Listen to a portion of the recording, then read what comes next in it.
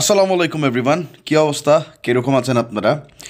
আরব আমিরাতের ভিসার আপডেট নিয়ে চলে আসছি আজকে আপনাদেরকে আগেই বলছিলাম যে জানুয়ারির শেষ থেকে ফেব্রুয়ারির ফার্স্ট উইকের মধ্যে ভিসার একটা আপডেট আমাদের কাছে আসে। সেই আপডেটটা নিয়েই আজকে আমার এই ভিডিওটা করা। গতকালকে দুবাইয়ের খালিজ টাইমসে একটা প্রতিবেদনে আসছে যে ইউনাইটেড আরব আমিরাতস রিসেন্টলি একটা মাল্টিপল এন্ট্রির নতুন ভিজিট ভিসা চালু করার ঘোষণা করছে।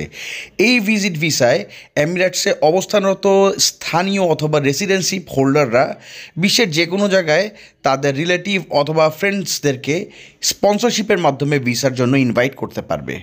সো জিনিসটা কিন্তু খুবই ইন্টারেস্টিং। এখন আপনার জন্য আপনার আত্মীয়ই এমিরেটস থেকে ভিসার জন্য স্পন্সর হয়ে আপনার জন্য আবেদন করতে পারবে। খালিজ টাইমের এই প্রতিবেদনটা আমি আপনাদের সাথে শেয়ার করে দিছি। পুরোটা পড়লে আপনারা বিস্তারিত আরও অনেক কিছু জানতে পারবেন। রিপোর্ট থেকে জানা যায় নর্মালি 30 থেকে 60 অথবা 90 দিনের জন্য এই ভিজিট ভিসাটা দেয়া হবে। এমিরেটসের federal authority for identity and citizenship জানাইছে এই ভিজিট ভিসায় আসা ব্যক্তিরা চাইলে তাদের ভিসার মেয়াদ বাড়াতে পারবে। রিপোর্টটা প্রপারলি পড়লে আপনারা সকল বিস্তারিত জানতে পারবেন। তাও আপনাদের সুবিধার্থে আমি আরও বলে দিচ্ছি, গ্রাহকরা তাদের ডিজিটাল পরিচয়পত্র ব্যবহার করে আইপিসি ওয়েবসাইট অথবা মোবাইল অ্যাপসে লগ ইনের মাধ্যমে ভিসার ধরন, সময়কাল নির্বাচন অথবা প্রয়োজনীয় তথ্য পূরণের মাধ্যমে আবেদনটা করতে পারবে। আর এই আবেদনের জন্য আবেদনকারীকে অবশ্যই ন্যূনতম 6 মাস মেয়াদের বৈধ একটা পাসপোর্ট রাখতে হবে, সাথে রিটার্ন এয়ার টিকিট, বৈধ ইন্স্যুরেন্স, সংযুক্ত আরব আমিরাতে বসবাসরত নাগরিক অথবা রেসিডেন্সের সাথে সম্পর্কের প্রমাণ ইত্যাদি দাখিল করতে হবে।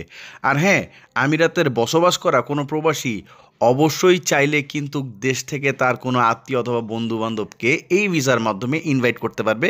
সেটা আমি আপনাদেরকে আবার বলে দিলাম।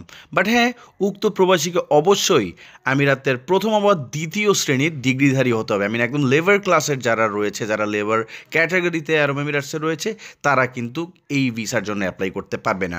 এই ভিসার জন্য নর্মালি খরচ পড়তে পারে 30 দিনের জন্য 300 দিরহাম, 60 দিনের জন্য 500 দিরহাম এবং 90 দিনের জন্য খরচ পড়বে 700 দিরহাম। আবেদনকারীকে অবশ্যই প্রশাসনিক চার্জ সহ আর্থিক নিরাপত্তা হিসাবে ফেরতযোগ্য 2000 দিরহাম জমা দিতে হবে। বিস্তারিত আপনারা আরও জানতে চাইলে আপনারা অবশ্যই আমি যে লিঙ্ক দিয়েছি এই লিঙ্কে যোগাযোগ করুন।